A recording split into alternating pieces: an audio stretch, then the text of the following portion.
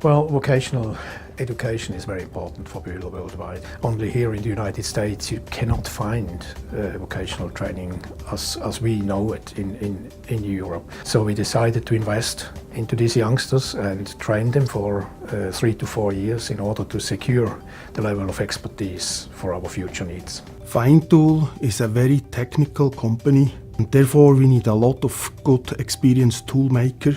It was very hard or almost impossible to find good experienced toolmakers in the area, so Feintool had no other chance than to start building up their own workforce. The industry is the backbone of the US economy, and it's actually, if somebody has finished an apprenticeship program, and I think if parents would understand, that is really a good thing, it would help an apprenticeship program, or it would help the apprenticeship programs in the US in general.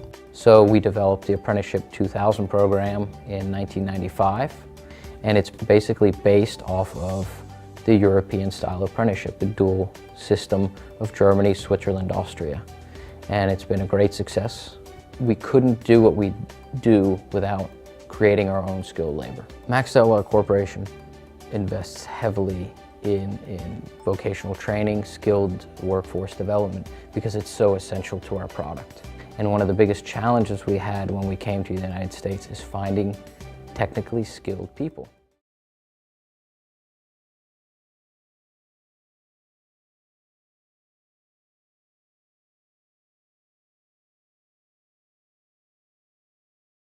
Tonight, we focus on vocational education.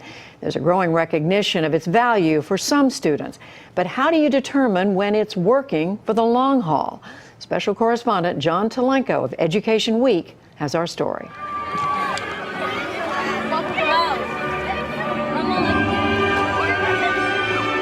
This year, more than 1 million students will graduate from high school, and most will go on to college. It ought to be something to celebrate. But in fact, nearly 40% of those who go to four-year colleges and some 70% of students at community colleges will never earn their degree. It's the shame of our nation when you look at a student comes out of high school not knowing what they want to do, goes to college, drops out, now they're in debt, without a job, and not knowing what they want to do. They're worse off than they were, as little as a year before. And that's all preventable, all of it. One solution, Principal Dave Wheeler says, lies in schools like his, Southeastern Regional Vocational Technical High School south of Boston. Here, in addition to the regular school subjects, students learn skilled trades and professions, and if they choose, instead of college, they can go directly into the workforce. You can become anything you want here if you take advantage of what we have. Choosing a career program starts in 9th grade. Students spend the first semester sampling each of the roughly 20 professions taught here. Dejan Lopes chose culinary arts. We learned to cook everything. A whole bunch of foreign dishes, American dishes, anything. You name it, we got it. This right here is an Asian scallop sauté. Is this a new dish for you? Yes. It's my first time. Your first time, yeah? Yes. Yeah? It's not like you're opening a book and reading about it. Culinary arts teacher Paula Kafori. It's hands-on, which is so different. That's very nice. Thank you. They come in here every day and open a restaurant, and we do all of the functions for the school. This car gave us a lot of problems. In collision repair, the work is also real. A customer brings in the car, we do an estimate on it.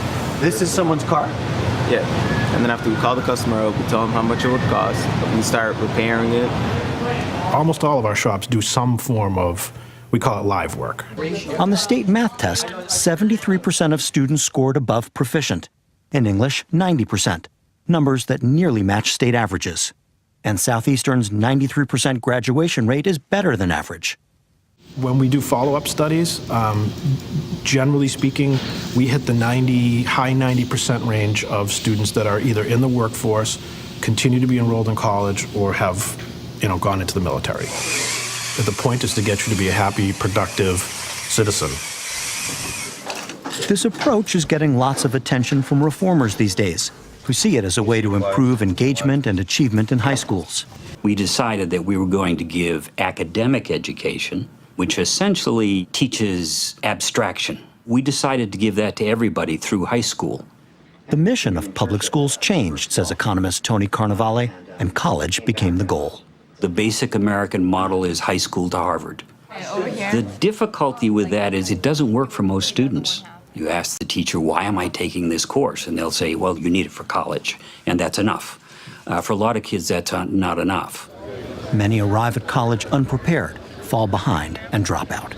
It would be much better for those people to go into the workforce, get some real skills. Schoolwork I wasn't the greatest at it. I feel like I'm more of a hands-on person. For Justin Meeks, fabricating metal was a better fit. He learned the trade at Southeastern, and through an apprenticeship arranged by the school, landed a full-time job just days after graduation. School prepared me well for this. I weld here a lot. I have to cut well on here and very accurate. You can't make a mistake on a piece of beam like this. Yeah, you can't fix it. If you don't mind my asking, how much do you make? $14.66. And if I can keep getting more money and raise and working harder, I think I could be fine without college. Is this a success? First of all, let's look at the alternative. If this was a young person who was not doing well at school, if he hadn't been engaged in something that really motivated him, he probably would have dropped out, or maybe he would have made it to graduation and then that was it. And then he'd be going into the workforce and lucky to get a minimum wage job. This is a much better outcome. And Petrilli says vocational schools like Justin's are different these days, because at places like Southeastern, tracking is a thing of the past. It's very important that the pathways are chosen by the kids themselves. We want to provide options and let the young people make decisions.